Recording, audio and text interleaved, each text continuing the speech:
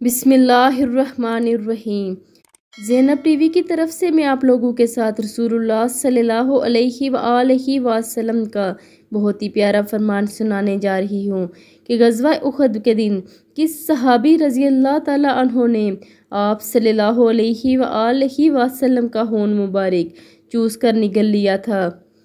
हज़रत अबू सईद गदरी रज़ी अल्लाह ताला अन्हो फरमाते हैं कि जब गज़वा उहद के दिन रसूलुल्लाह सल्लल्लाहु अलैहि वसल्लम का चेहरा मुबारक ज़ख्मी हो गया तो मेरे वालिद हज़रत मालिक बिन सनान रज़ी अल्लाह ताला अन्हो ने रसूलुल्लाह सल्लल्लाहु अलैहि वसल्लम के खून को चूस कर निगल लिया।